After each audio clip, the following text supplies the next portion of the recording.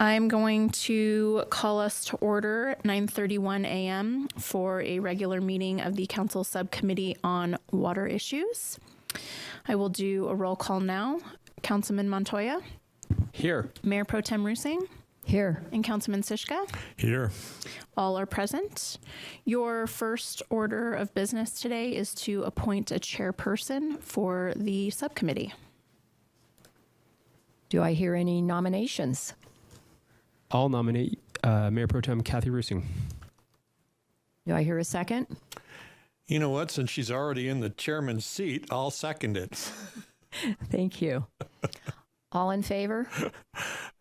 Aye. Aye. Looks like Passes it's unanimous. 3-0. Thank you.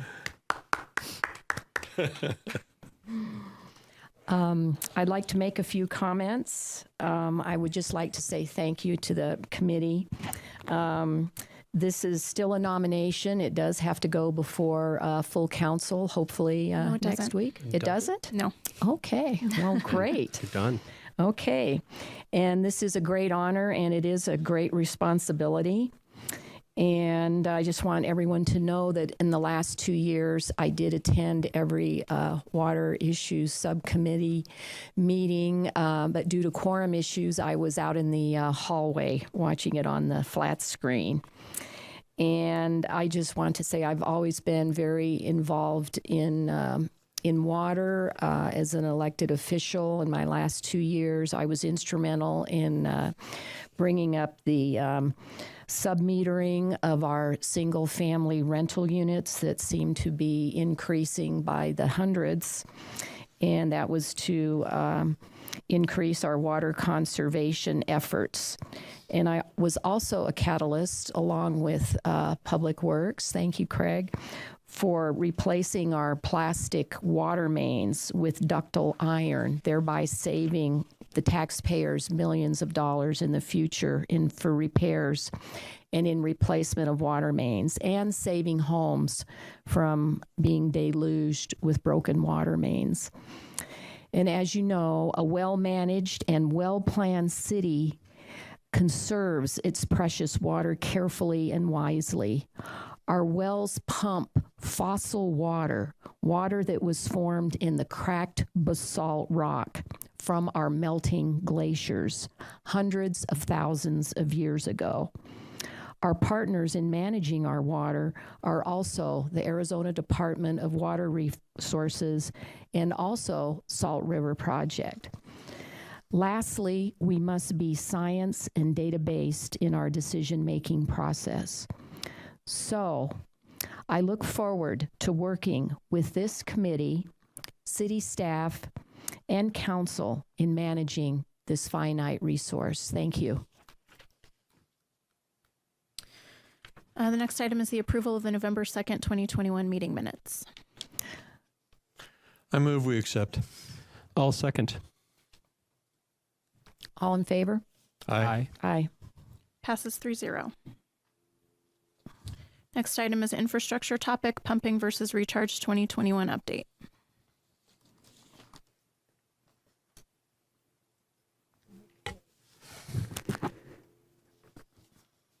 It's down. Give me just a moment. Sarah says this is open, so I just need to drag it up. Hopefully. Yeah. Okay, let me bring you to where we are on the agenda first.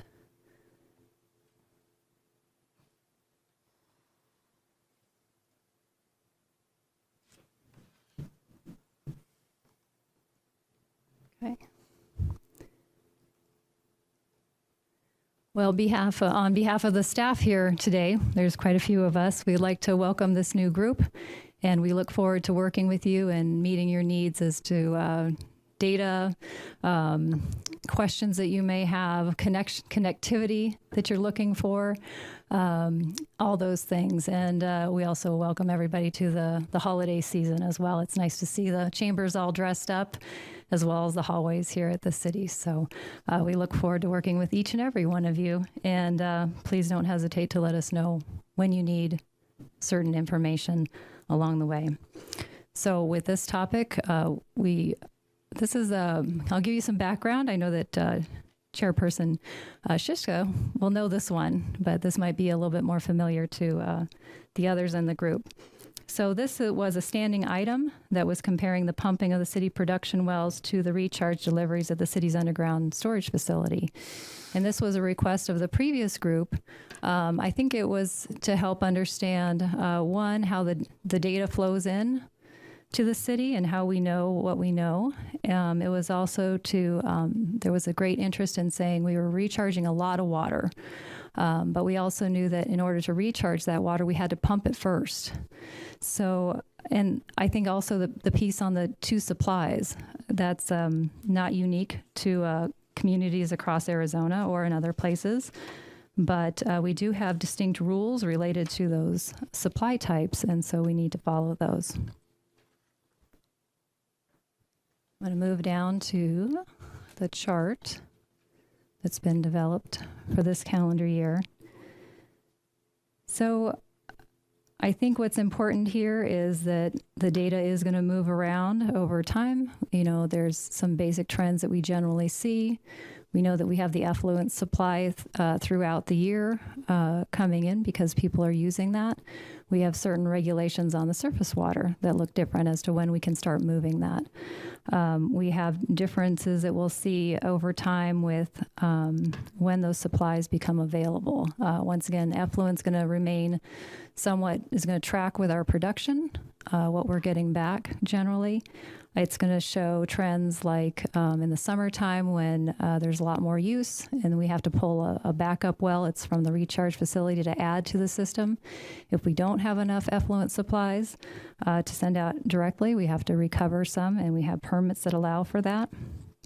And then the surface water, we have to typically wait until April 1st to start that recharge window. So you can see that in the graph as well. We have some nuances related to legal documents that we've tracked over the years, of course, that we assumed when those reservoirs were purchased. And we have chances sometime when we have a high snowpack followed by rain, and then we get maybe a little bit more snow. And that can push our window to open up early. And that's a communication between SRP and the city to have that happen. So what we're looking at today is the total pumped is 6,294.3 acre feet. The total delivery to the recharge facility is 3,637.4.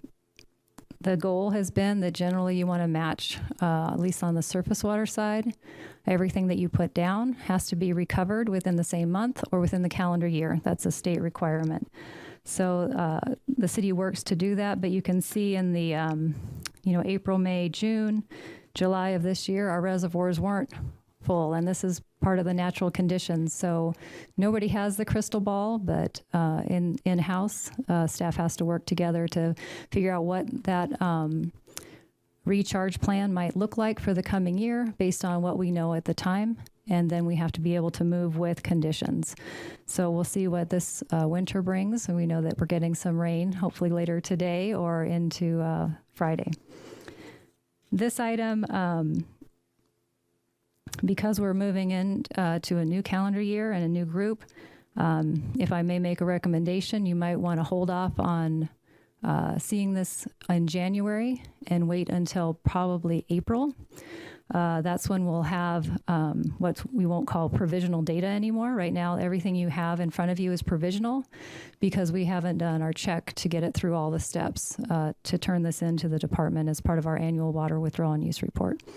So that's a recommendation that I'll throw out if that's those can be entertained. I think it also would be helpful to think about if this is still a piece of information that you want on a regular basis. I've had kind of mixed feedback from people, some of our experts that we use, our consultants, of why are you presenting that? Is there a certain intent? Are you trying to show something? So we have to ride that line back and forth. If there's something more valuable for you to see now, if you understand the trends and if you understand how pumping and the recharge system works, great. If not, then we put more time into it. But we want to leave that up to you, and that's where our conversations will go next in your next topic for today. So that's all I have for this piece. If you have any questions, I'd be happy to answer them. Steve, would you like to go first? Do you have some questions?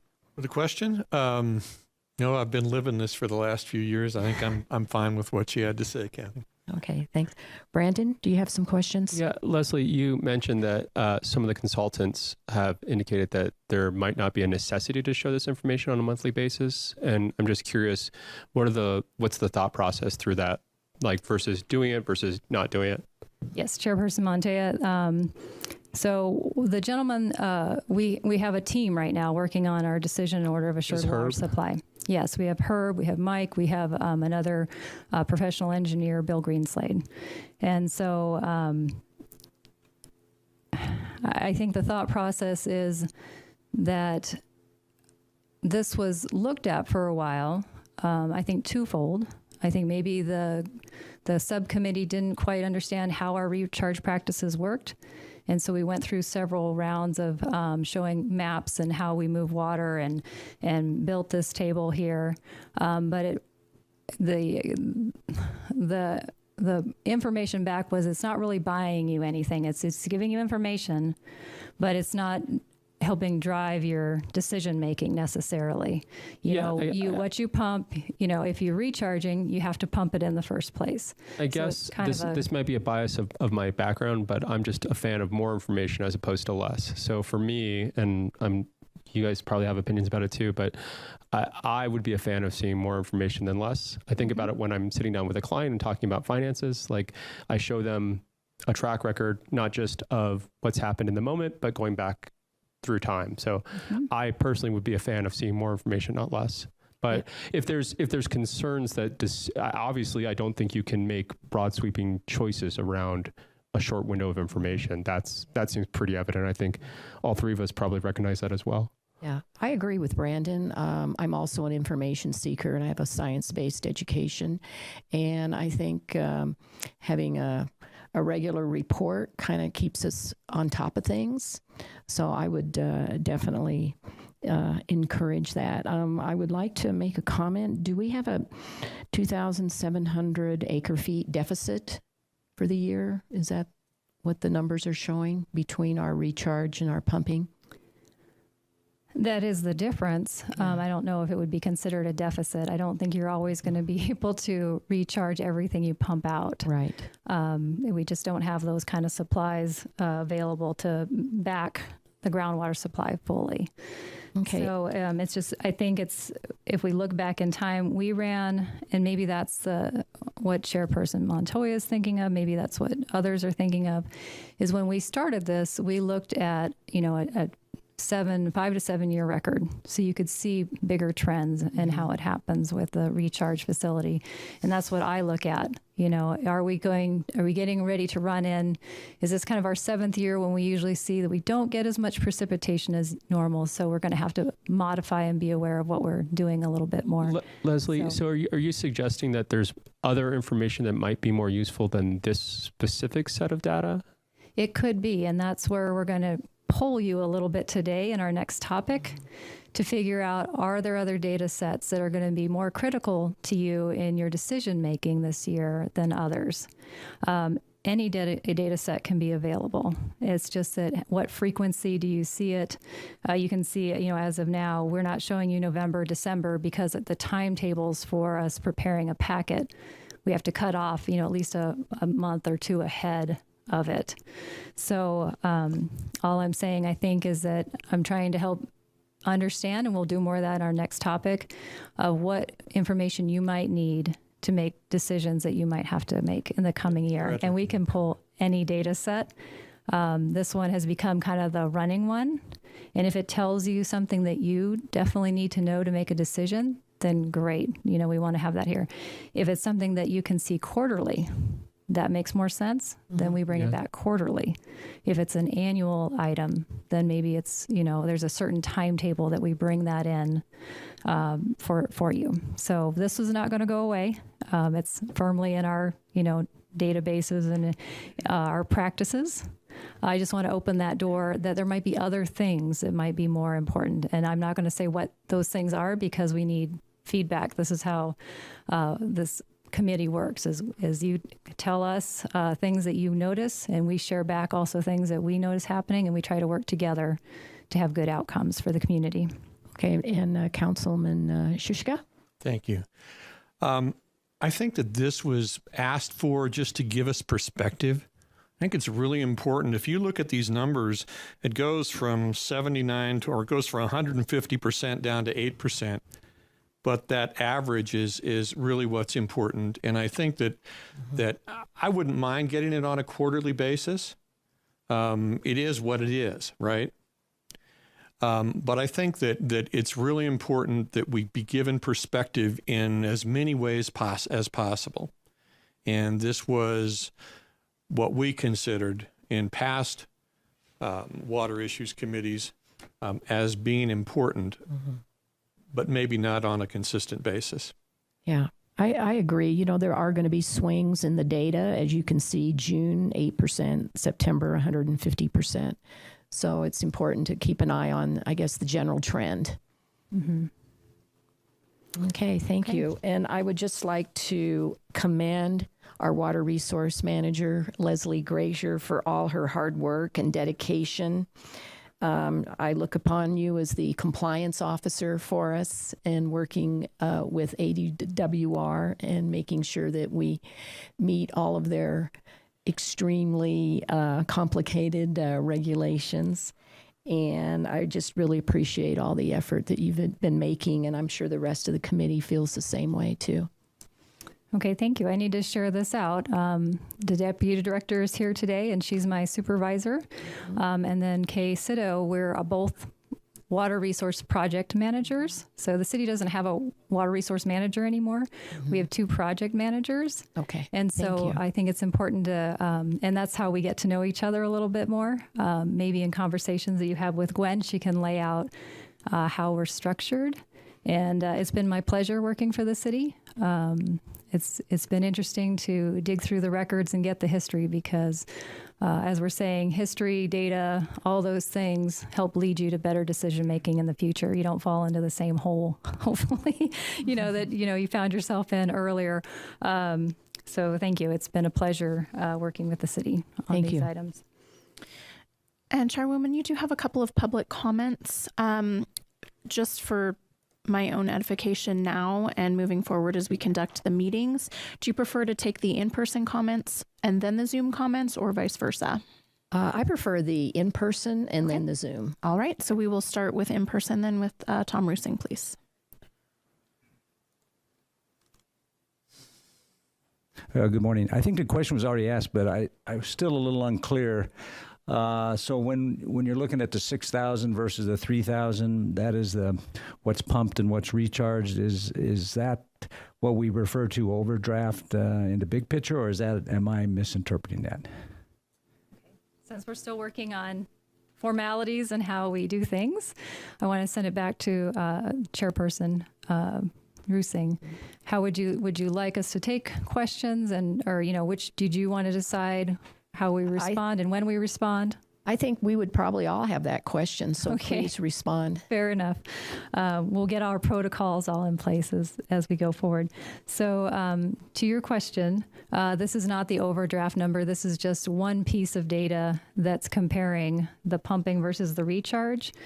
And I think maybe this is a good example of what pieces of information do you need staff to bring to you. Overdraft is a very big topic. It's seen many different ways. We went over it a little bit at a council meeting where I read the definition of safe yield and how it ties to overdraft. At this point, the city's not, this piece of information in front of you is not representing overdraft. It's just showing a difference of the city was able to pump at this point just over 6,000 acre feet. And in return, it was able to send out back to the facility and this 3,637. And here are nuances again, and we want to make sure that we're all talking the same thing as this is what was delivered. So we're taking a metered reading at the facility itself, what's going in. And then after that, when we go through our annual report cycle, which we'll be starting that in January, turning it in at the end of March, that's where we start looking at subtractions that we have to make off of that. So we do have to account for evaporation losses, and that changes numbers. And I think we want to be real careful with each other and the public is that when we have a number in front of them, we know how we got to that number, because sometimes you do need to, it's not calculating things wrong or right. It's just which pieces of data did you bring together? And then you can explain this is the outcome. So this number, 3,637, is going to look different in your annual report this year because evaporation losses will have to be made. And then we have to further split this out because we have to pump all the surface water back out the same calendar year, while the effluent we can treat differently, and we can either recover it that year, or it moves over into a long-term storage account, or it moves over into another long-term storage account where we permanently recharge. So these nuances, we need to be careful with each other and understanding what we're presenting and what it means. So I'm glad you asked. Okay. Thank you. Howard Mechanic. Thank you. And I also like to thank all three members of the committee for volunteering your time on this committee. And it's an important committee. I've been participating for a long time. I want to give a little background on this because a couple members of the committee are not familiar with the background. My understanding is this monthly report was requested by the former chairman, Steve Blair. He was attempting to show how the city was doing with recharge. I think the point's been made that the city has an excellent recharge program. However, I agree with Leslie Grazer. I don't see any point to have a monthly report. It's clear if there's a lot of rain, you get a lot of recharge. If you don't get a lot of rain, you don't get a lot of recharge. If it's hot in the summer, you're using more water, you're getting less recharge. If it was useful for you as a committee to get monthly information, I would certainly recommend it. It's not useful. It's a yearly pattern. And I think once or twice a year is very sufficient for this type of information. Now, as far as what Brandon asked about, and also the chair, you'd like to get as much information as possible. I agree with you 100%. And I think maybe later we can deal with, what is more important. The most important information, and I don't think this committee has spent much time, and it goes back to Tom's question about overdraft. That's the information that we need to know. What is the AMA's overdraft? And what is the AMA's projected overdraft, say in 5 or 10 years? Now, that's not going to change every month, but that's the most important number that you need to have on your mind. The second most important number is what's in your portfolio and what's the future expected demand. And as you know, that was, there's an application going to ADWR with that information. So as far as the demand for the next 20 years, that's going in the application. It's clear we have more water supplies than needed for all vacant lots in the city water service area. We do have a surplus, even considering all development. So those are the two most important things, I think, to keep your eye on that. And one other point, as far as Tom's question about what's the overdraft, if you're asking what's the overdraft for Prescott, we don't know. We can't figure that out because the overdraft is based on what is Prescott's share of the natural recharge that goes in the ground. When it rains in the AMA, there's water that goes in the ground. And if the whole AMA pumps that water out equal to what went in, then we're in safe yield. But if you look at Prescott, how much of that water that's going in the ground is Prescott's share? There is no such thing. We have to look at it on an AMA basis. Prescott has no share unless all of the parties in the AMA agree what each party's share is. But what I recommend is the AMA deal with it as an AMA as a whole, saying we need to solve this safe yield problem and not try to think about each little party doing. Thank you, Howard. I agree. Regional planning is certainly something that is needed. Thank you. Peter Krupnik.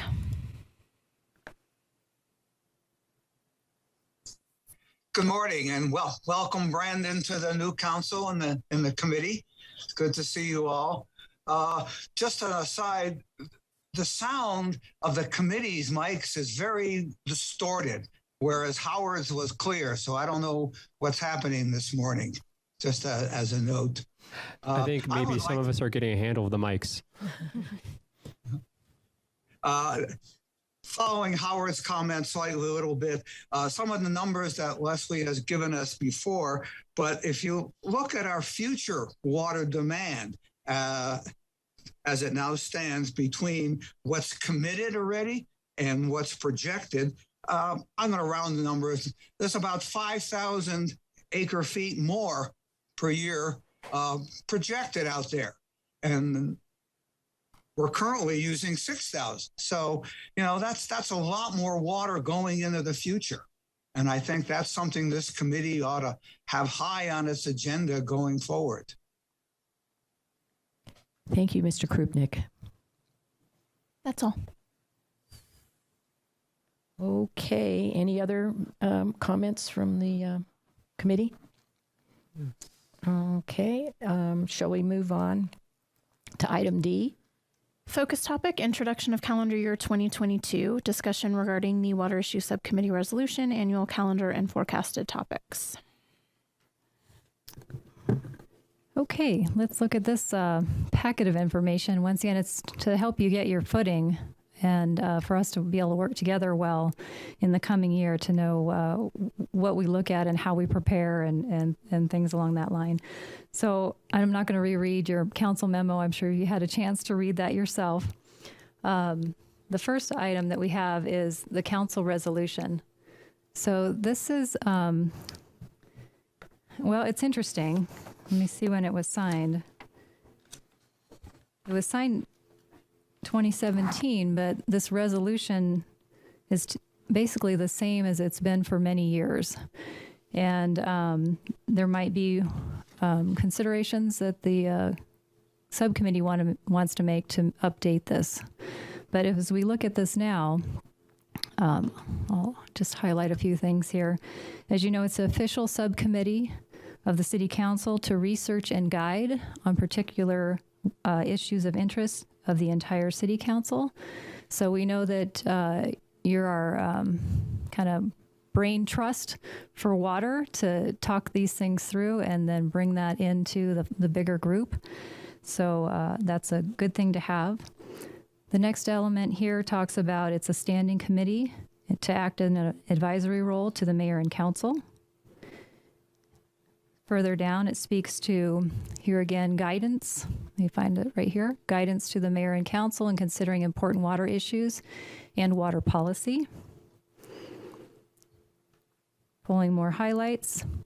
In developing policies regarding water issues facing the city and to serve an advisory capacity to the entire council, the duties of the council subcommittee water issues include, but are not limited to, and I'm pausing there because there may be things on the horizon that weren't contemplated when this resolution was written. And so when you're ready to look further down the road or make new connections, we have the latitude in this resolution to do that. So we'll be listening for that.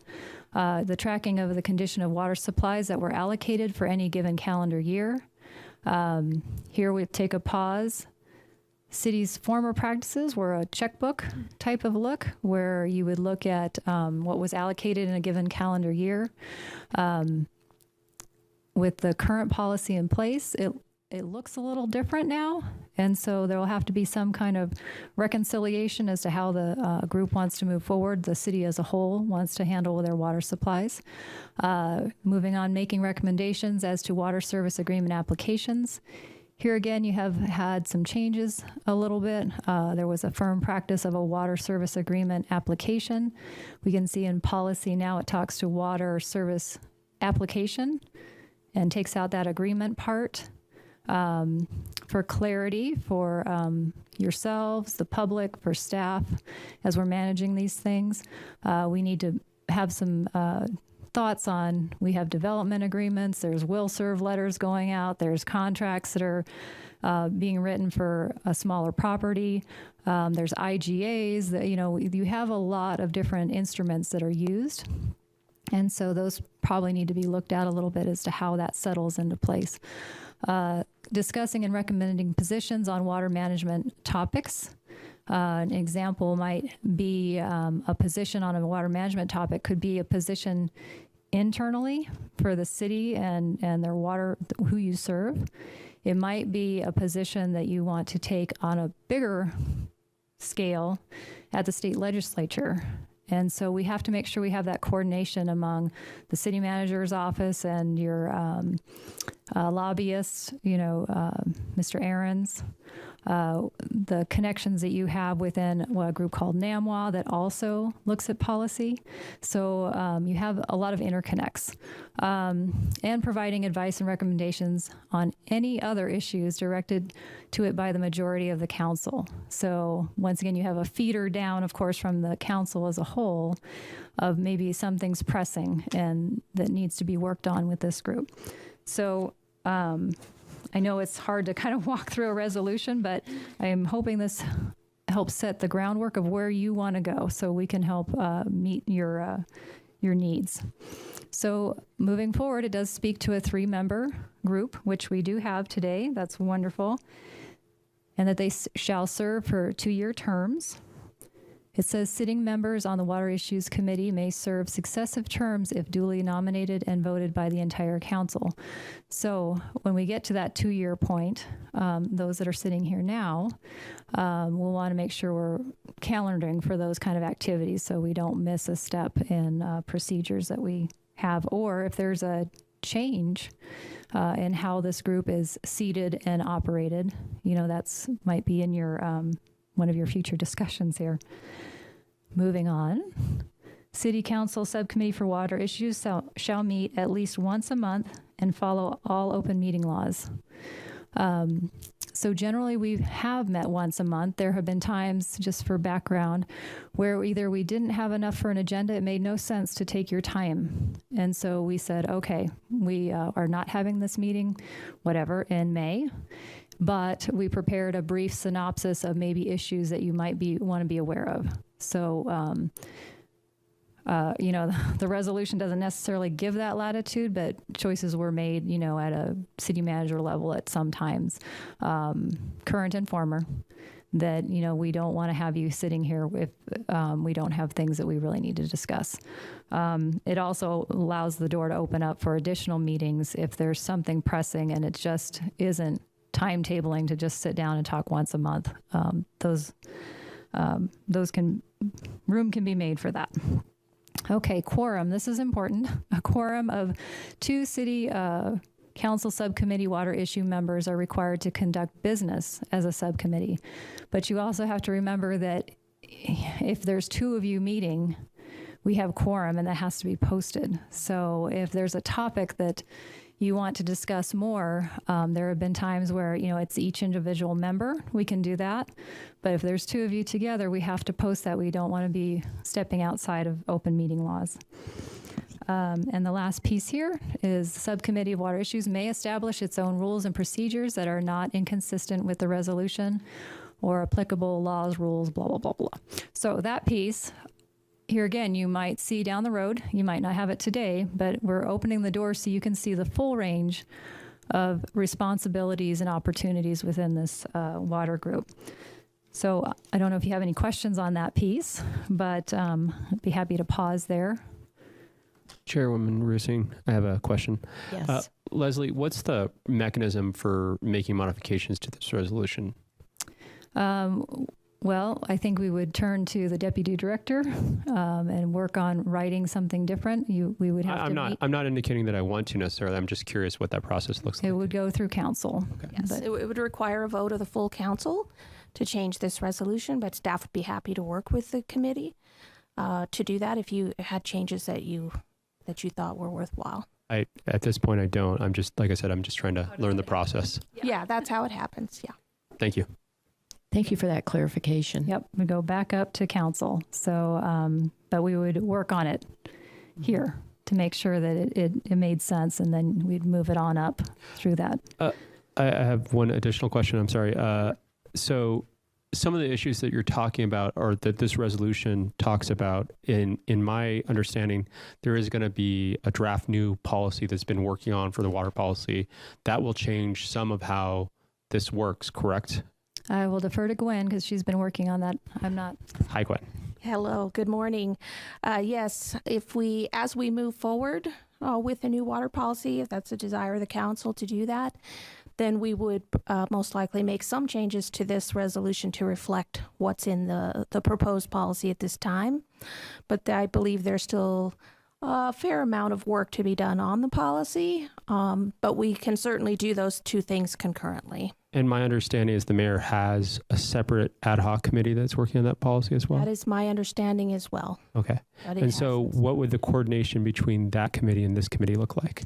That has not yet been made clear to staff, so we'll be happy to share that with you once I believe that's been developed a little further as well. Do you want me to address that, Gwen? If you can answer Okay. it. It is the mayor's intent to form a mayoral ad hoc commission regarding updates to the water policy. That will not happen until after the first of the year, and we'll be making determinations on their interaction with the subcommittee at that time as well. Perfect. Thank you. And I understand this is going to be a priority. Yes, it is. With the new council and the new mayor. Correct. Thank you. One comment about the resolution. I personally would like to see a statement about conservation in here. There's no mention of we have a very wonderful voluntary conservation program. And I'd like to see that included, maybe in our mission statement paragraph here. And also, we touched on overdraft. And I think that's important, that we have to realize that overdraft involves the whole AMA and the whole region, and that our monthly report is just what Prescott's doing. So I think that if it's possible, I don't know what you think, Leslie, having an overdraft report, if it's possible to get the data every 6 months, or what do you think? I think this might be leading to kind of the tools and opportunities that we haven't had in this group for a while. So to overdraft, that's the entire region, as you know, is an active management area. Mm-hmm. We follow the rules. That's really our regional group, is, our regional partnership to some extent leads by the Department of Water Resources and the regulations they put on all of us. And so within that, they have tools now online related to overdraft. Mm-hmm. And those tools might be important to you. So as city staff, we wouldn't be running around trying to gather that information from the other communities. At the state level, they're already looking at that. And that might be a piece of information that's more timely now for you. So I think it could be done. We'll have to, it's that, got to put the work into it. There's going to be a learning time for these things. It's not any different than the chart we just spoke about this morning. We were very careful before we brought that chart forward. We did, a discussion on recharge with the group. We did a discussion, any of the data sets we brought in. We talked about that, where discussions about permanent recharge, so you could see how the water movements happen within the city. So long story short, I think it's possible because the state is already compiling that on the whole AMA, and then you can see what trends they're seeing, and we can discuss them further. Leslie, when the state is compiling that information, they're breaking it down by community, or is that what you're talking about? I will have to double check that for you because I haven't looked recently. Okay, overall, they take everybody's information. So most of us have to file an annual withdrawal and use report unless you're an exempt well owner. You don't. They bring that all together and look at what the trends are. And I would say definitely we can dig in that far where we can see, because they had to compile them from all those different communities. So then we can kind of break it back out again and look at the charts that they have to say, okay, well, town of Prescott Valley is doing this, Prescott's doing this, because that's what they know from what we report each year. Steve? Thank you, Chair. Leslie, it's well known that we have about 13,000 unregulated wells in the Prescott area, or not in the Prescott AMA, which is probably the most in the state of any AMA. How do they add those into how they look at the communities and come up with an overdraft number? They use a multiplier, so it's typically been 1/2 acre foot per well. So they use that multiplier by the number of exempt wells that they, they're going to have to query down because there's lots of wells. So you need to know, hopefully everybody's coded their well properly when they've made application. So they take the subset that represents an exempt well, multiply it by 1/2 acre foot, and bring that into the overdraft equation. Okay. Thank you. We touched upon the state legislature, and have we ever had a report from the state legislature on any water bills that may be pending and how they might affect us? And also, if there is a bill pending that might be detrimental or positive, has there ever been any effort by council to, pass a resolution supporting it and sending it to the state to increase communication? So the city's a member of the Northern Arizona Municipal Water Users Association, NAMWA.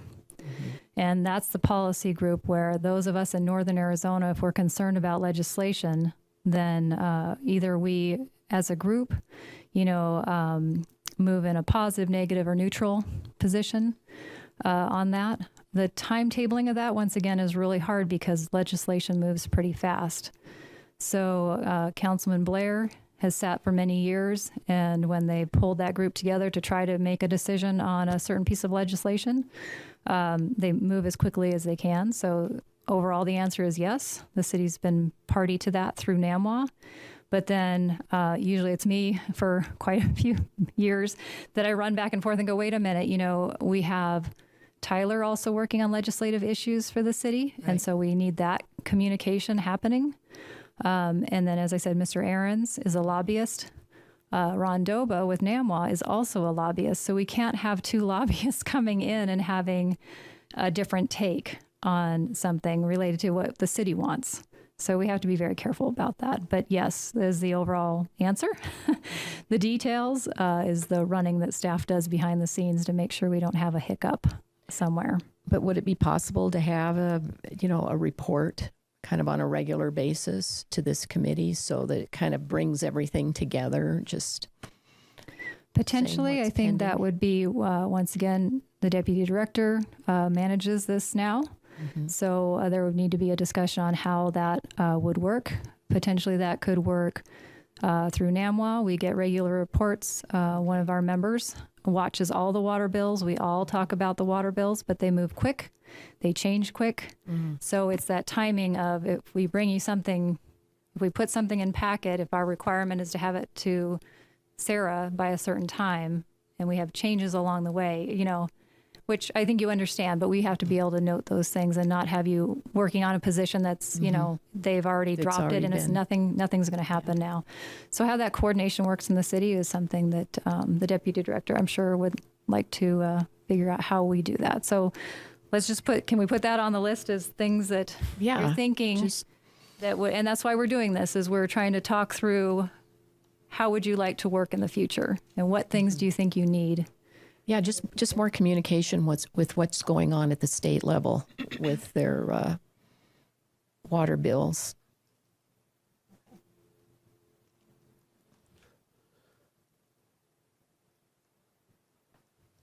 And although it sounds negative, I was going to say water's a funny thing at the legislative level.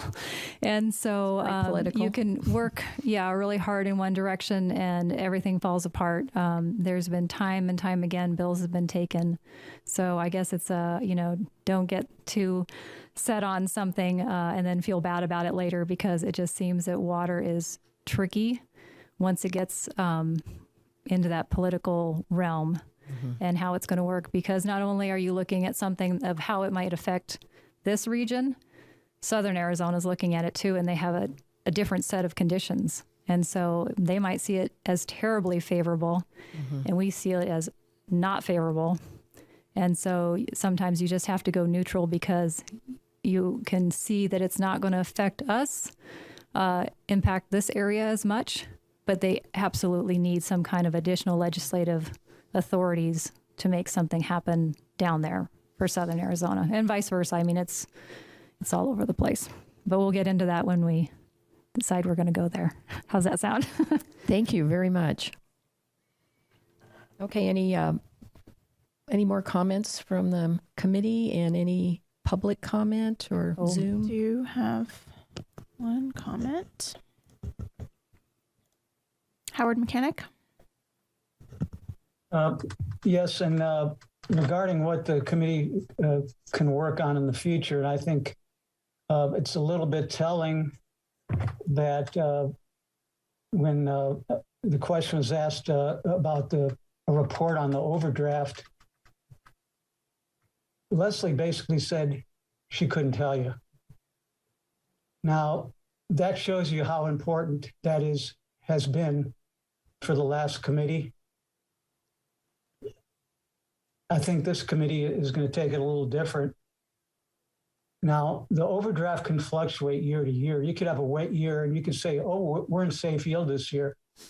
No, safe yield is defined by the state as a long-term average. So safe yield is not determined by 1 year. So I think we need to look at safe yield over a long-term average, but we need the overdraft numbers on a yearly basis to begin with. And we don't have to be that exact. We know it's a huge number. It doesn't matter if it's 2,000 more or 2,000 less. What matters is Prescott should provide leadership in the AMA and get all the parties together to develop a plan to reach safe yield. So what I'm asking this committee to do is prepare a resolution for council, asking council to have the resolution that the city of Prescott wants to work to reach safe yield in the active management area. Prescott's never taken that position. Does Prescott want to work for safe yield? If not, I don't think anybody else in the AMA is going to work for it either. So let's get that resolution as a bottom line. Prescott wants to work for safe yield, and Prescott wants to invite the other parties in the AMA to get together to develop a plan. So that's the first goal I think this committee should have.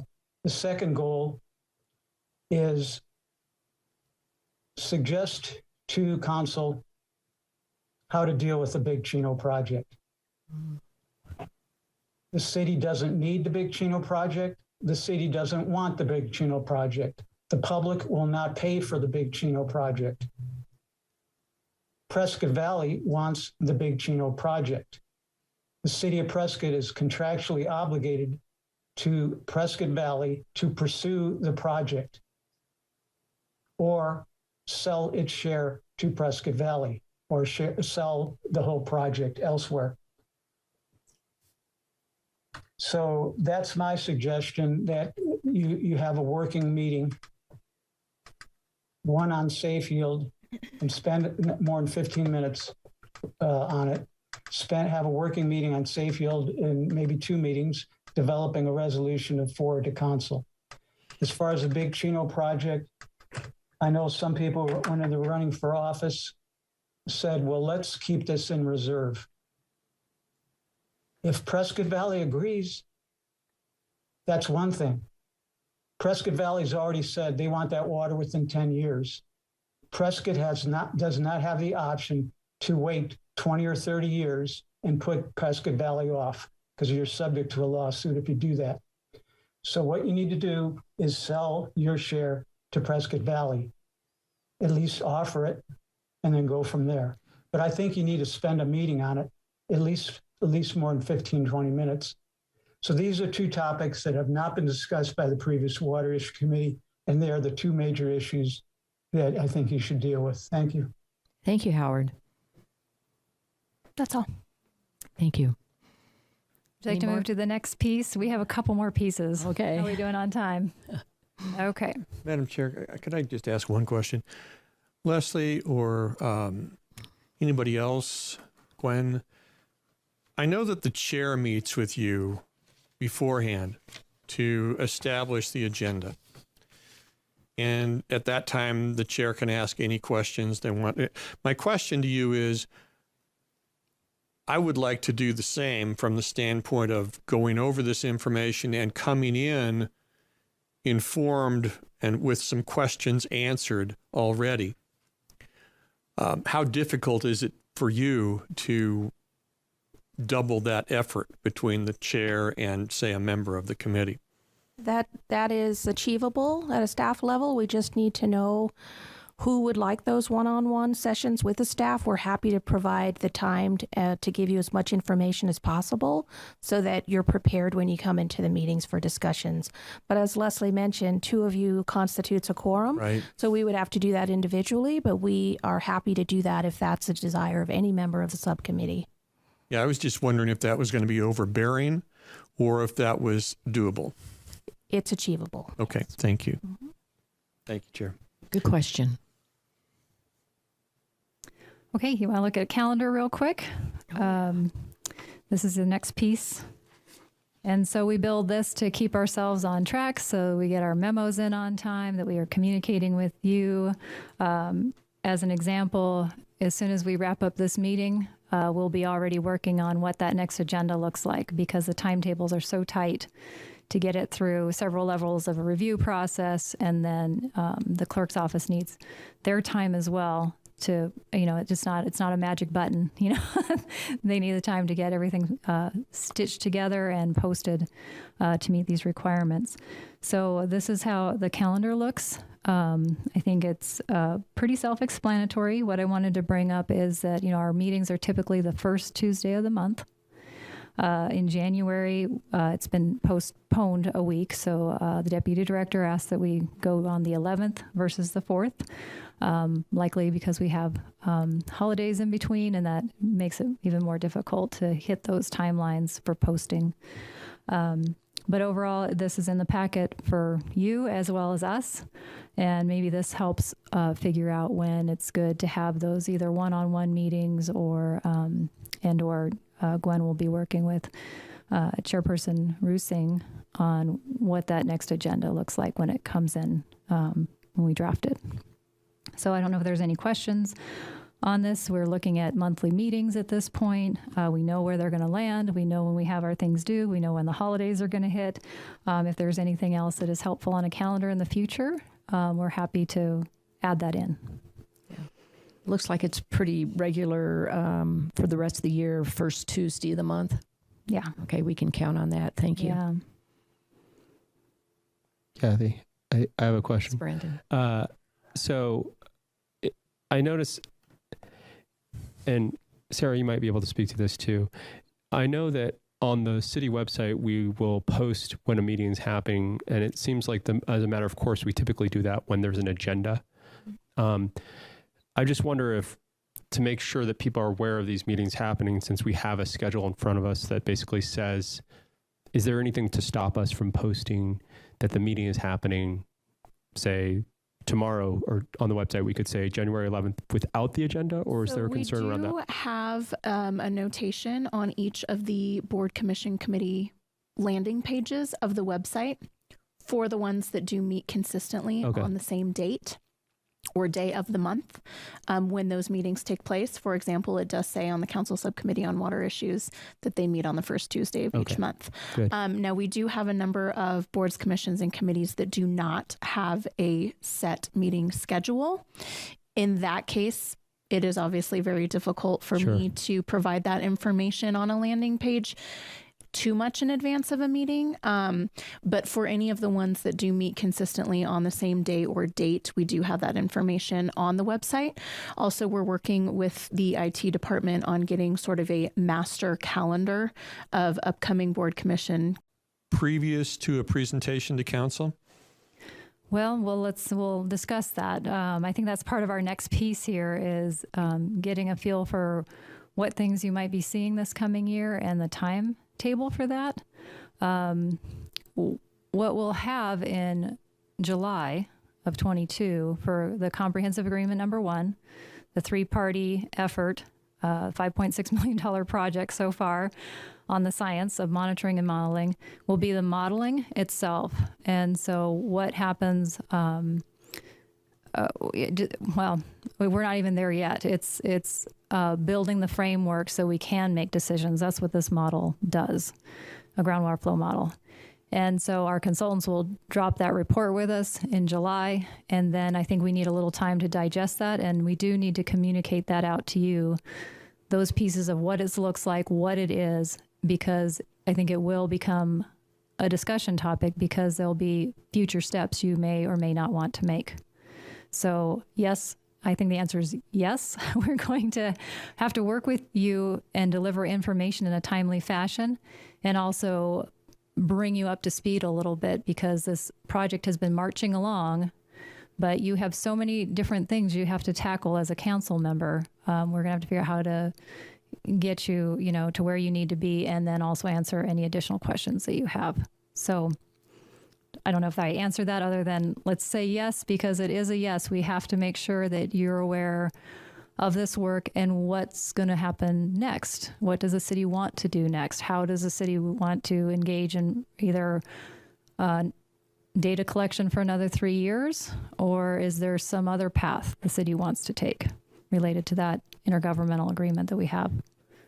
So okay, I just want to make sure that if it does come to water issues, that we have an opportunity to say, you might want to present it this way to the public, because other than that, it's going to confuse the heck out of, if it confuses us, it's certainly going to confuse them. So I was just wondering how much input we were going to have in how it was presented. I think the entire city is going to have to think about that. And I think it is going to fall on your shoulders predominantly of how that is presented. I think this is probably no different than when we had Water Smart drop by drop, and we were presenting little information gatherings and fact sheets for the public. And we had to be very careful how we compiled those, because misunderstandings can happen fast and people can put the numbers together not wrong, just differently, and then there's competing numbers. And so we don't want that for this comprehensive agreement number 1 either. So I duly noted, we'll work to have clear information out to the public. We do have some I was here in the area, hadn't started working for the city yet, but I've been on this road a long time with how to discuss future supplies and how to manage groundwater models. They can get difficult, in the public, because they are almost a black box. It's hard to sometimes, unless you're a modeler, know what's going on inside, and then how that information's rolling out and your scenarios you might run on it. So we're probably digging in a little too deep. So let's just say, yes, we will, as staff, that's our job, to help prepare information so it's understandable at a common level. And then if there's others that are over here, we can speak to that level a little bit more. If there's members of the public that are just moving here and don't understand our regulatory structure, our history of what we've been through, then we also need to be able to shift a little bit and get there as well. But there will be a middle ground somewhere that we need to find in discussing this. Mm-hmm. Yeah. So this was, you were speaking to the hydrology study, the matrix, Big Chino. Yes. Yeah. And when I know this, I'm like, and this is why it gets confusing, right? Because we have a model going for the DNO, we have a model going for groundwater model over here, groundwater model over there, and then we have infrastructure models throughout public works. So we want to be clear, right? And when do you? I know I don't want to put you on the spot, but when do you think we're going to start getting some data from the Big Chino hydrology study?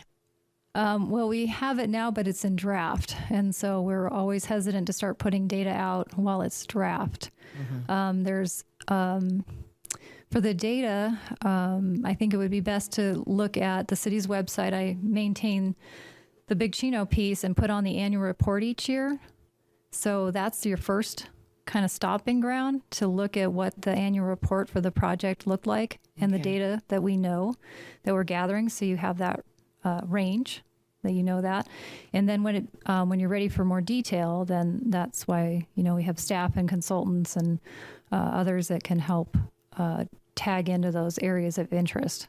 But this comprehensive agreement, number one, is going to be sizable to discuss. And I think maybe that's why, and it wasn't clear earlier, I'm trying to open that room for you to be selective and figure out what information is most important for your decision making now. Do you need a pumping versus recharge chart now, or do you need something else more? And we need to spend the time on that more than we need to spend it on a chart that we can probably deliver to you electronically the day you ask for it, or when we have it compiled. We can send that out. So sorry, I don't know if I answered your question. We have a lot of ground to cover, and I'm not sure what, as staff, we're here to help you determine that sphere. We need to know what sphere we're going to be working in into the future and meet those needs for our community and you as decision makers. Yeah. And then also another element that's very important is public education, because we depend heavily upon public cooperation for our conservation program. And you mentioned the drop-by-drop program. Are there any plans to start that up again? I would defer to the Deputy Director again in case Sito. She's working predominantly on that. So I think when we get to our next piece, you'll see that we have that on the list of a menu for you to work on. So what that menu looks like in time, the Deputy Director and Kay will be able to say, we're going in this direction. If that helps. It does. It kind of sets the groundwork. As Leslie mentioned, there are many, many things happening in water resources, and we have to prioritize where the staff time goes to the most important things. In the last year or two, COVID aside, we've been more predominantly on the regulatory side because of the DNO update, because of the Comprehensive Agreement number 1 study that's underway, the creation of the water resource management model. So we've been more focused in that direction. With COVID, we haven't had as much one-on-one with the community, although we have continued to reach out to the community in many different ways to keep water conservation and the rebate program at the forefront. But again, it's about the personnel resources that we have and where we're getting the most return for our time. And we'll look at that as we go forward. The things change over time. Each year, the priorities are different. But conservation is always at the forefront. As Leslie mentioned, Kay's our kind of our leader in terms of conservation. We're getting ready to do a website overhaul.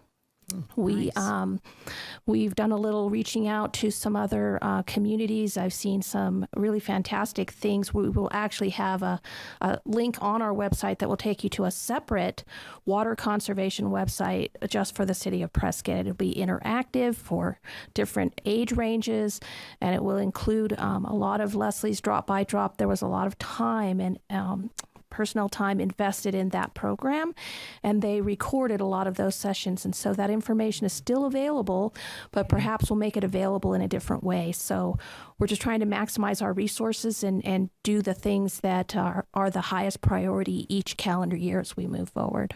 Okay, thank you. You're welcome. Would you like to keep moving on the next piece? Definitely. I know we're about an hour in. Yeah. It's amazing how these things, but we appreciate your time because this is how we understand where you're at and how we can work with you. So let me see if I can bump this up a little bit because it's hard to see. Let's see if one more bump is too much. Yeah, I'm trying. That's going to shut the whole thing. Next to the 75. Or just click on what? Click on tools. Thank you. It's always easier when you're sitting in the audience versus up here trying to make something work and you're like, oh, I'm having difficulties. It's a nice group we have here. Everybody throws in. So this is maybe as a segue a little bit, is that when you have plans in place of how you're going to operate, you're able to meet timelines. And what I mentioned to Gwen at one time is things that are mission critical. You know, there are things that are mission critical that we need to do for this city. And how we try to manage all those things is planning. We plan for these things. Even a conservation program, it may seem very simple, but as a manager, I made sure we had a 3-year plan, and we knew what targets we were hitting, and we knew what things we were covering. And it made it easier for me to deliver back to council and subcommittees that we knew we had billing inserts rolling, and there's timetables to get those developed, printed, in bills, things like that. We had radio, we had an outreach program, a live outreach program. And then it's watching as things change too. You can't keep delivering the same things. So as an example for conservation, as we move into this topic here, is that, what is your goal in conservation? If you know what the goal is, then you can start looking for those metrics of, are we meeting these things for our community or are we not? What are the tools that you look at to know how you're doing with those things? So there's lots of opportunity in the coming year to look at those things and how to package and deliver for this group. Yes, Steve? Yes, thank you. It says up there that the council will assist, or the committee will assist the council. Does that mean that we will assist the council through letting staff know what our priorities are and then staff feeding it to council? How do we... I think I took this language directly from this was a blip, and we won't go over this top blip again because this is part of the resolution and we see that there's some things, but it's the way the information needs to flow. So we had direction from the deputy director the other day that if you contact us, that we need to direct you to her, or we need to put her on an email with you, something like that. So that coordination of how that happens, understanding how things are laid out. So the city manager is the person between, the council and the staff, and that information flows back and forth like that. In this case here, there'll be a lot of work that we do here that you want to deliver up to the council and see how the rest of the council feels about it. And I think there'll be the other direction that you'll be working where it goes from the council to this group. So I think you're going to have to go back and forth. I'm sorry, what I'm getting at is, so if in fact because of the open meeting law, we can't directly inform the council unless we have a special presentation or something like that. So what I was asking was, would it be that we would bring our priorities to you and then you would present those priorities to council? Councilman Shishka, yes, it can work that way as well. There are some topics that will only be discussed at water issues level. There are other topics that may go directly to council and not come to water issues. Mm-hmm. However, if the committee feels that a presentation that we've made here would be warranted at a council level, you need only tell us and we'll schedule it for a work study session or an active vote session, although staff generally has a good feel for which items need to be presented to the full council. But there are many items that are duplicated here and then again at the full council. That's not uncommon. Thank you. Sorry, I didn't explain that very well, did I? I thought I was, there's this, there's a working that we, there's many different roads that you can take, and some things stay here and some things get recommended and move forward. Other times it comes from the council as a whole, where there's something going on, or at a city manager level. He knows that there's something that is valuable for the community to work on, and it would fall, if it's a water item, it's going to fall your direction. Yeah, I just wanted to clarify the mode of communication, and how it would all happen. Okay. And I don't think it's any different than probably what you're accustomed to. It's going to be the same. Yeah. Okay. Let's see if we can, we'll run a little bit quicker.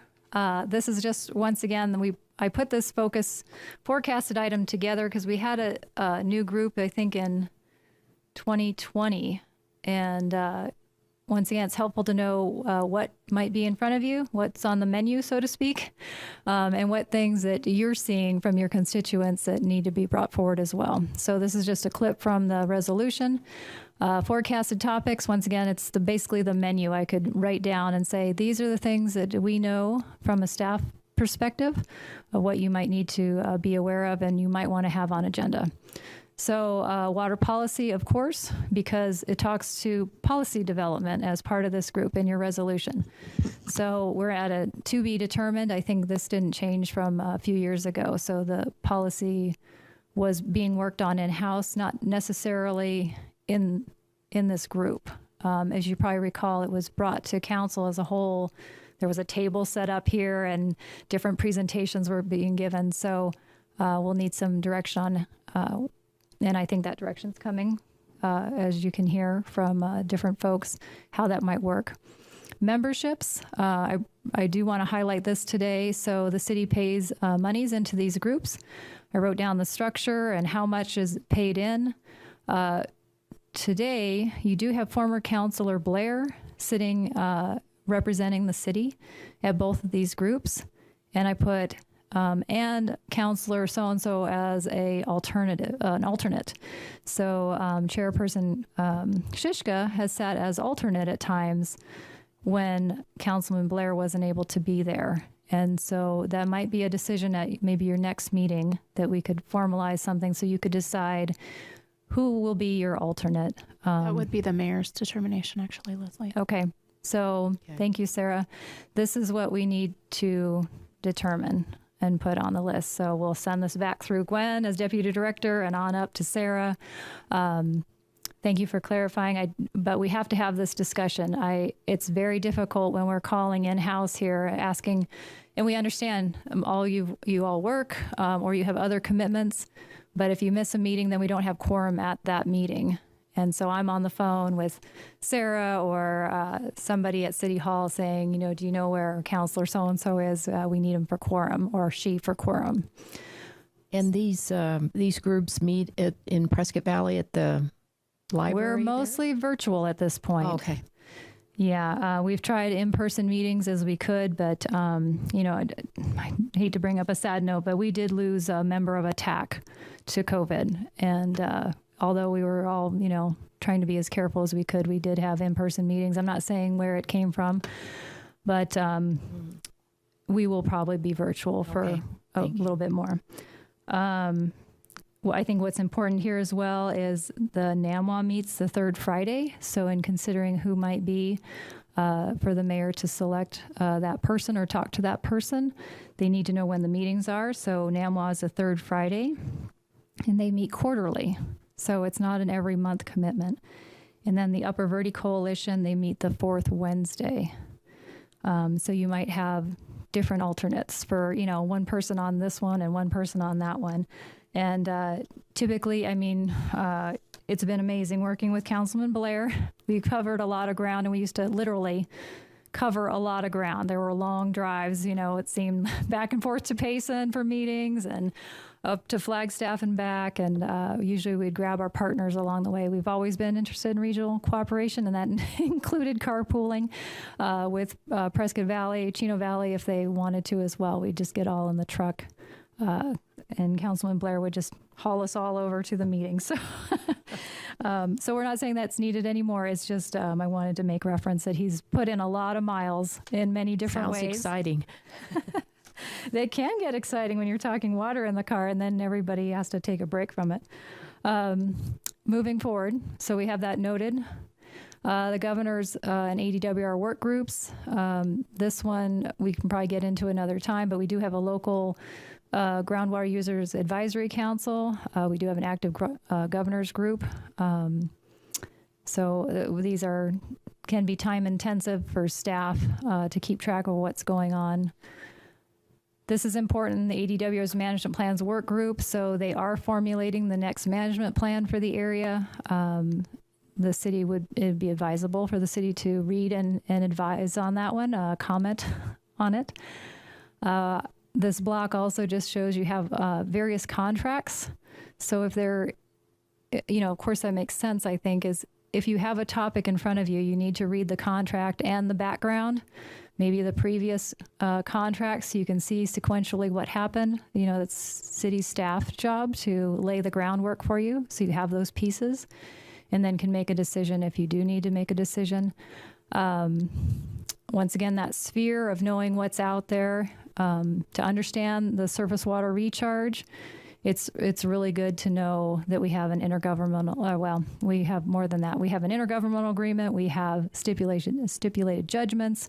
We have things like that. You don't need to know the details. You need to know they are out there and what the highlights are, so you know why we do what we do at the city.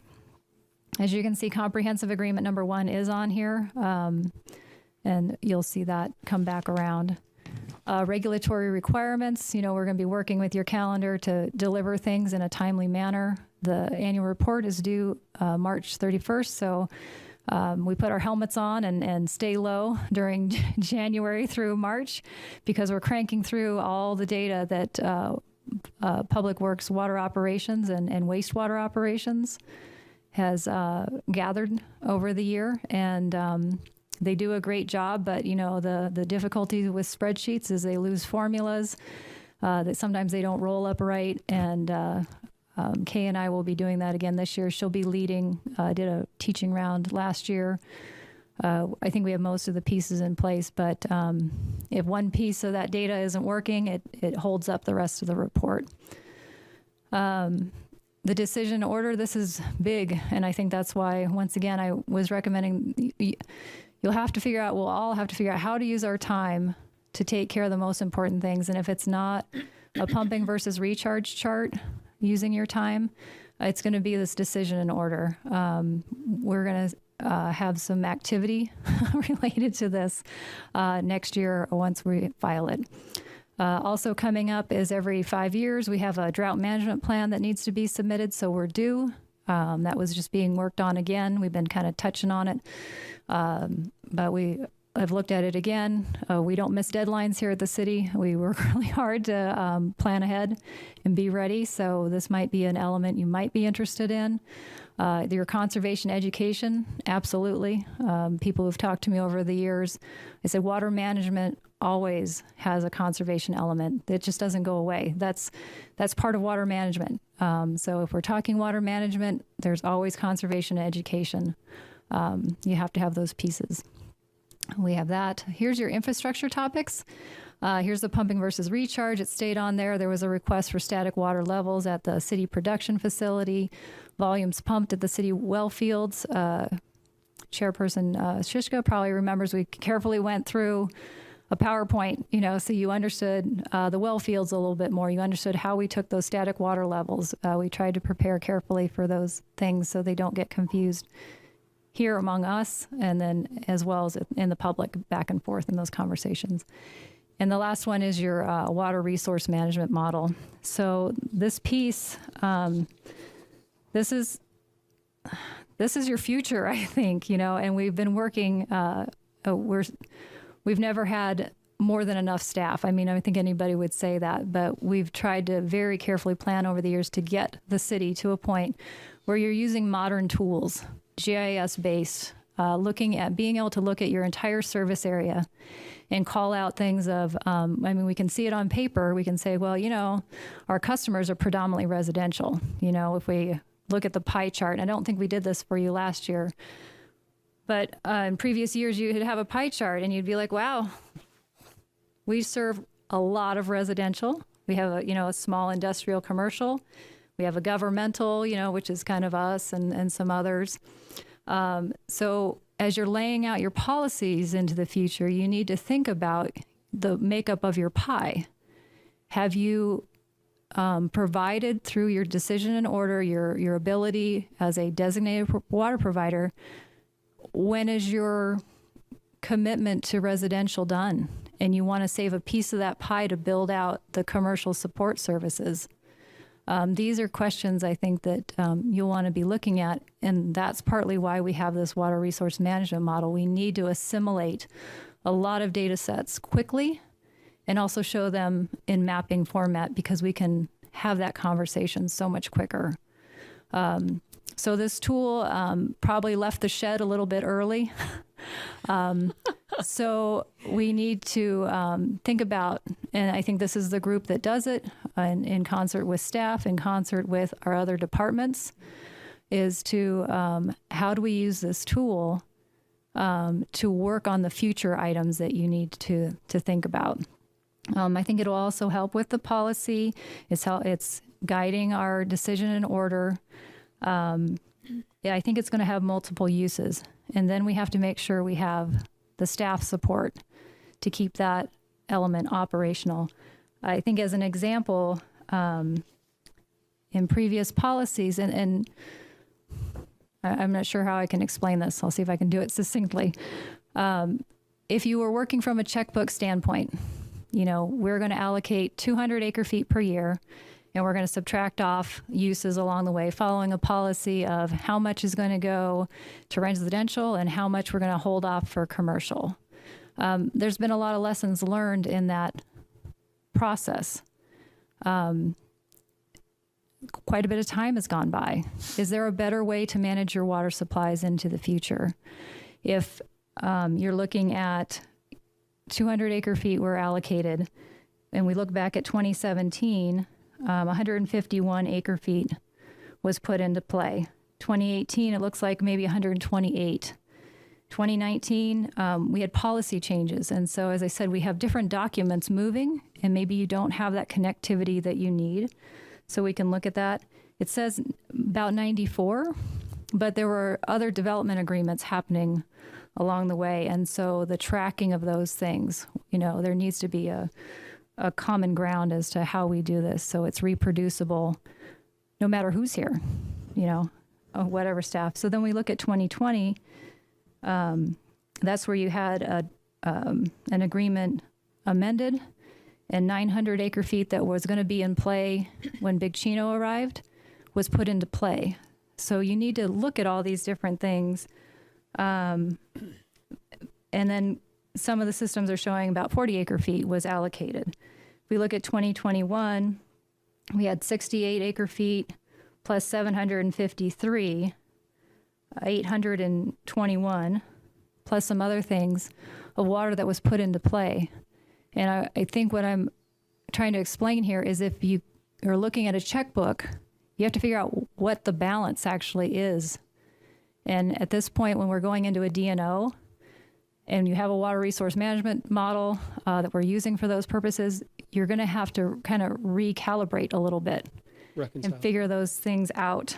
And Councilman Steve, you have a comment? Sorry. Yeah.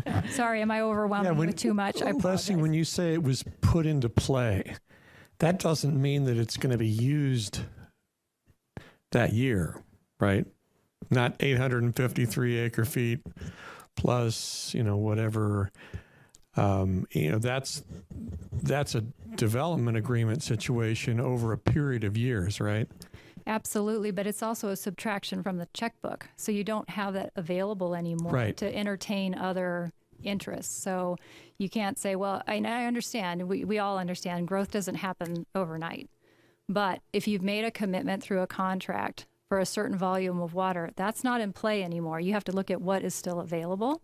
So from a water management standpoint, that's how we look at it. Other departments can look at it in other ways. And I think this is where we need to kind of come back to a common understanding so we don't have confusion. I think that we just need to make sure that the public doesn't think that all of a sudden 853 acre feet is going to be gone that year. That, when we make that kind of a statement, we need to let them know what in play means. And so that's all I was going to there. It's not available for future allocation. So, Leslie, I guess my question would be, I think something that would be useful, and I think this may be kind of where Councilman Sushka is going as well, is I would love to see a reconciliation of the quote unquote checkbook. Like, I would like to see where our balance is, what our outstanding commitments are. And I know that in the report that we did for the DNO or the DNR, that we had kind of broad numbers on that. But I know that in some of the draft policy for the new water policy, we've seen that there's going to be additional, kind of information about what that means in terms of full commitment. And I think that would be probably pretty useful to see, so we know where the lay of the land is as it stands right now. Right. And as I said, this is discussion that's helping lay the groundwork and understand the lay of the land and understand how we use words and what they mean. That I think is important for all of us, who are working on this. Mr. Shishka. Thank you. And this is for Craig.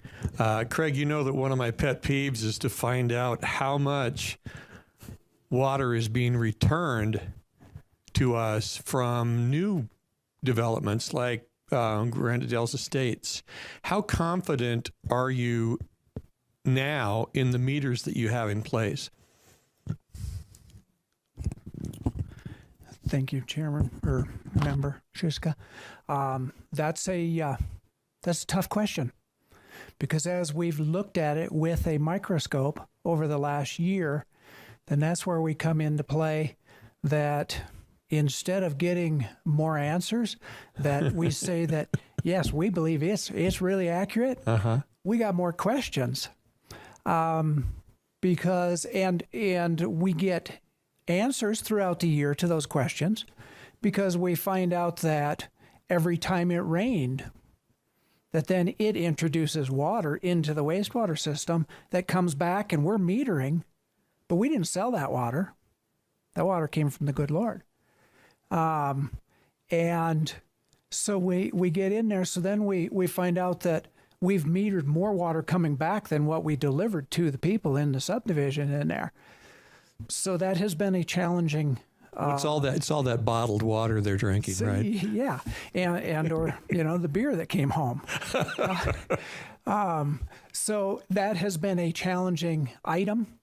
We do still have questions about our meters, and we are moving in a direction to change to meters that we know are tried and true, will utilize a flume, and then we will be able to stand up here and absolutely tell you, yes, that meter is correct, and the number it's giving us is what came back in the sewer system.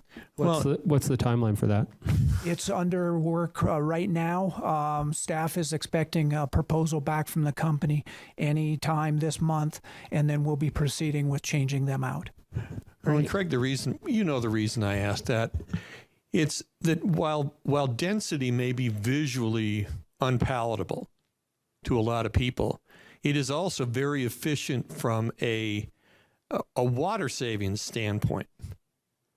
And so, I would just like to find out what, as a whole in Prescott, we talk about a 60% or a 55% return.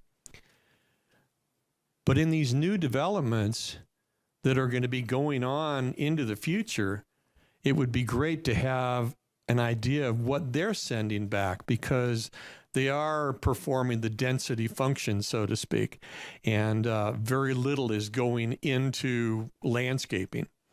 And so I'd just like to have that as a possible priority in the next couple of years, to have a more settled idea as far as what that is. Excellent statements, excellent request. And yes, our wish was to have that solved prior to January of 22. As we all know, supply and demand is controlling what a lot of us would like to accomplish, and that has come into play here a little bit as well. So we're not going to make that goal of January 1st, but easily it will be done before, the halfway mark of 22. So then be able to go forward and know exactly what those numbers are. And could we have that report? How often do you think that report would be advantageous for this committee?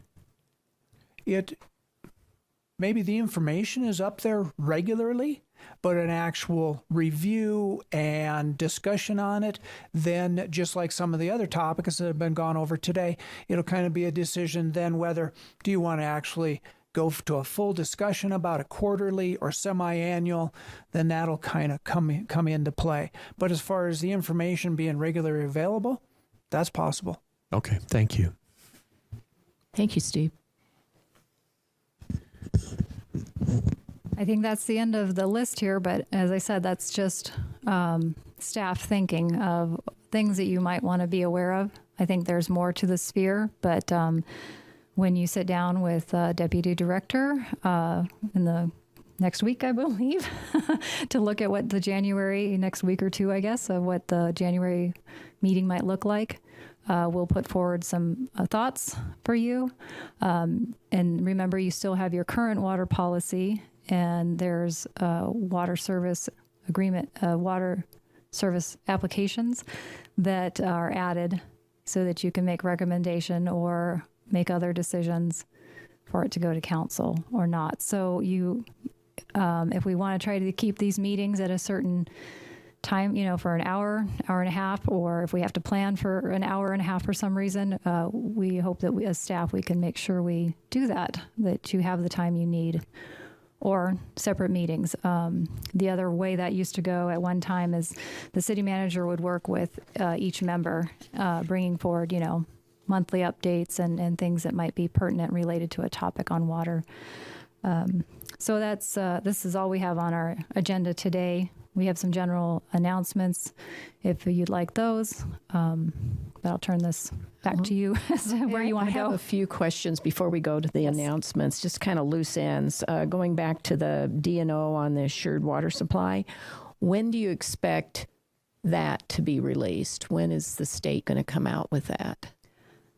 So what we're hearing is that basically every application that goes in gets a notice of deficiency of some sort. So that stops the clock.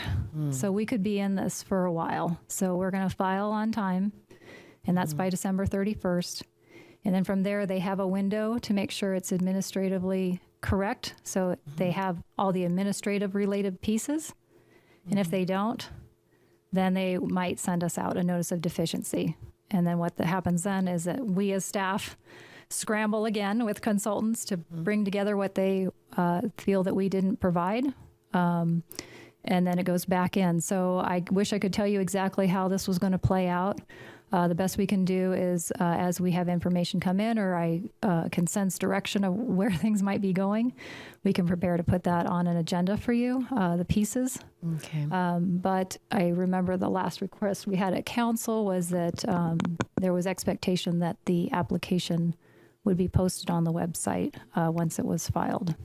And then Councilmember Rusing, so they have 210 days is the statutory deadline, but as Leslie was saying, the clock stops when they do those administrative deficiencies. So it's likely going to be more than 210 days, but that's their statutory all year thing. And then when they do finally reach their conclusion about the assured water supply, that number can change. It could go up, down, or stay the same.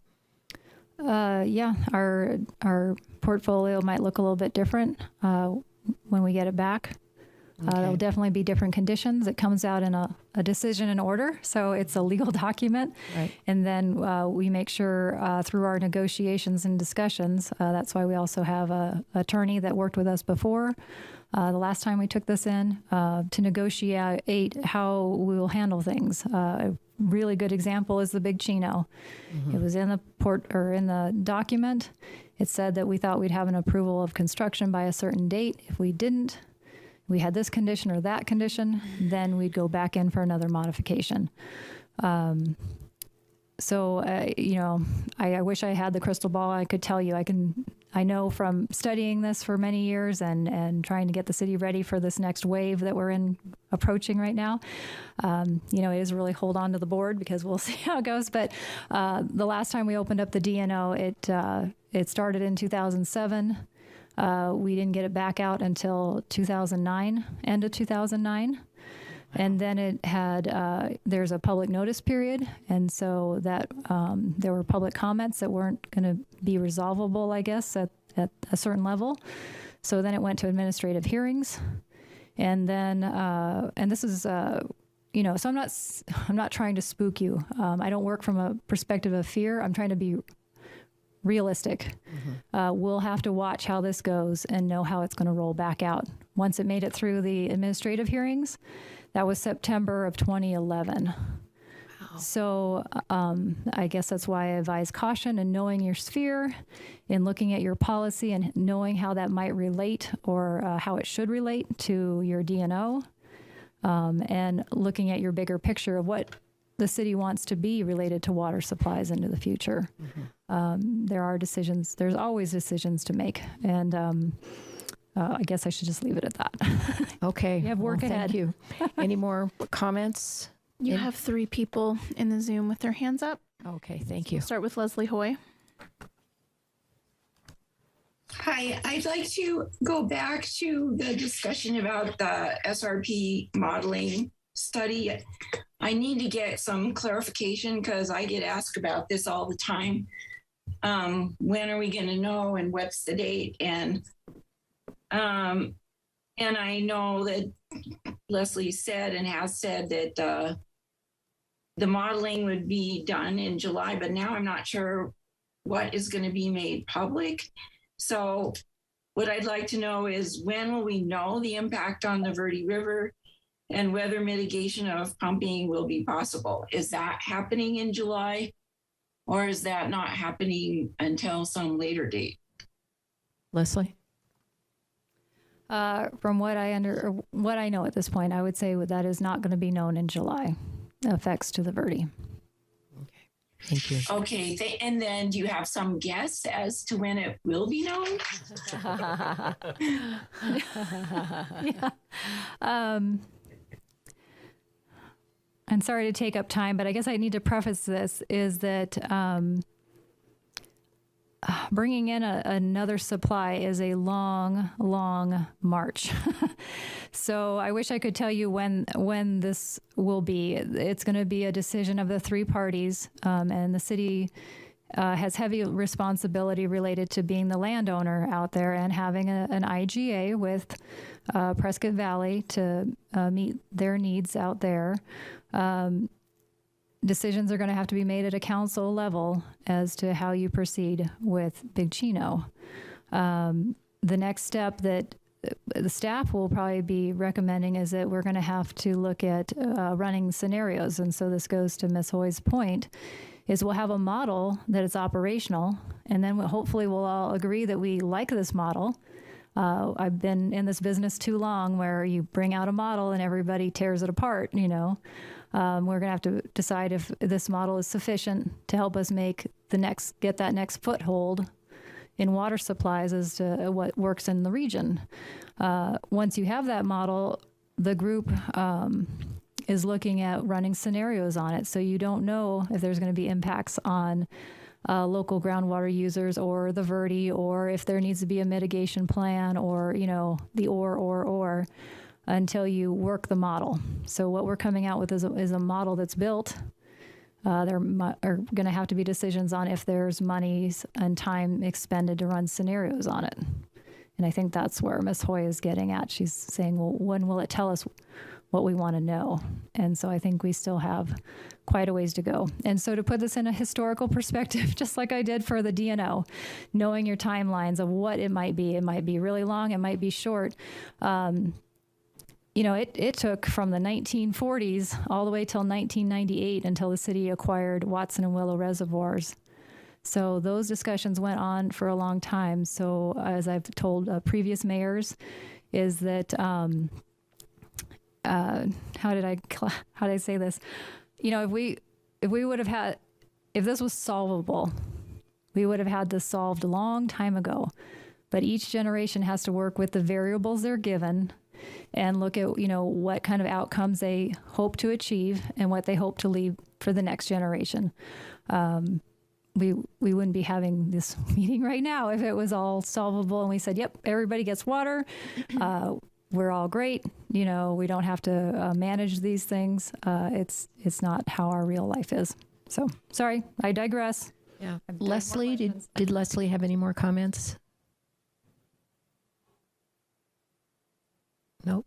I'm sure she does. No. And then another one. Peter Krupnik. Thank you. Leslie Grazer, that is, just gave a great introduction to sort of my comment on the comprehensive agreement, because as she pointed out, there may be different interpretations coming out of the model and what's out there. CWAG, I can volunteer. I chair the CWAG Science Committee. So we stand ready to basically help the city along that path. We don't wish to be involved in controversy. So the sooner, the better we become part of that discussion. I mean, I volunteer myself and other members of our committee. If somehow some working committee, working groups can begin to see the results and maybe discuss them, the better it will be for all of us into the future as we determine, what to do with the AMA groundwater and the Big Chino groundwater moving to the future. So we look forward to some ways get some working groups to attack this early rather than late. Thank you. Thank you, Peter. Howard Mechanic. Yes, I just wanted to briefly comment. I know Leslie probably confused some people when she was throwing in the numbers and the checkbook and the in play and whatever. But she's done a very good job for the city for a long time. A few years ago, the city had a very limited checkbook and allocated 200 acre feet per year. After that time, the city took all the conserved water and got the ruling through ADWR that we had thousands of acre feet of more paper water. So since then, there has been no annual allocation, no annual limit. And because the checkbook, as I said earlier, has more water in it than is needed by all vacant lots within the city's water service area. So I'm a little confused why we're talking about limiting the allocations even to consider commercial properties. I just don't see that as a limiting factor. The only limiting factor I could see in discussing with the new mayor and others is if there is some desire on the city to limit the amount of new development, limit the rate of growth in the city, not because of water limitation, for other reasons that have been mentioned, that the city may want to have a slower growth rate for some reason. A reason maybe because maybe the infrastructure to supply the water cannot be provided, to supply that water in time to provide for the development. So it's a totally different discussion, and it's not a discussion for the water committee. It's a discussion for council. If the council is looking for a specific growth rate, or if the council is looking, there's a limitation in the infrastructure to provide for that growth. Thank you. Thank you, Howard. Any more comments? That's all. Okay. I would just like to say, correct me if I'm wrong, the Big Chino Aquifer is outside of the Prescott AMA. And therefore, I don't think of it as being as protected as the Little Chino. And also, if worse comes to worse and we do have to build the pipeline, aren't we already capped? I mean, I think the public is under the impression that if we build a pipeline, we'll just have gushing amounts of water, but aren't we already capped at 9,000 acre feet a year between Prescott and Prescott Valley?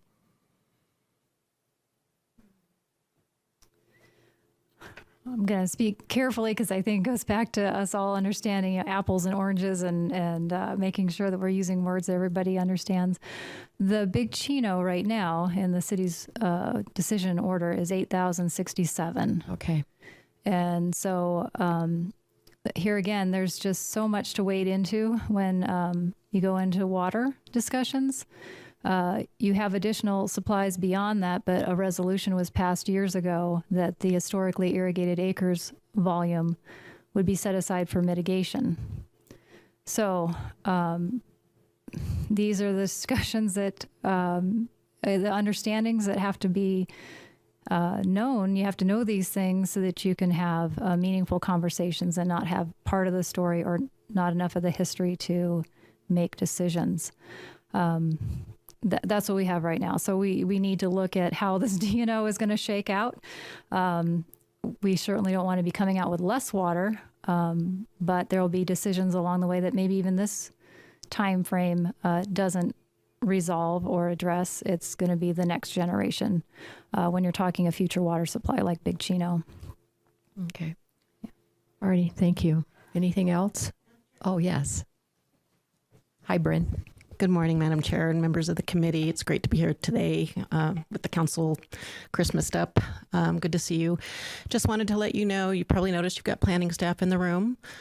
We do realize that while they don't take identical paths, that your project decisions are completely related to land use decisions. And so we're committed to be in the room whenever you guys are hearing projects and considering approval of water for development projects. We want to be available to answer any questions you may have. We're also available in between meetings if those questions arise. So I just wanted to make that statement and assure you of that. Hey, thanks. Thank you. Thanks, Bryn. I think it's important to remember that this committee, it's a team approach. That we all have to work together, and everyone brings their own expertise to the table to help us reach our goal. Thank you. Okay. I think we need to just do a quick wrap here. So thank you, Director. That was very, very kind. And these are processes we've had in the past where we walk for many years, even before I was here, walk hand in hand with the development, community development group, because everything has to tie together. So I understand that there's discussions that connectivity is being redeveloped at this time. So we left this item on your agenda. It's called general announcements. You can keep or get rid of this in time. We thought it was a good placeholder for things that just pop up that we didn't have time to prepare information on that you might want to be aware of. Do you want me to just run the list or just run it real quick because of time? So the Sonoran Institute is on the list. This group has been active for quite a while in the city's membership with one of our coalition group. I had the pleasure of working with the Sonoran Institute on a product for that group, which included the city. Last year, they made a call for applications. The city wasn't ready to move on it last year.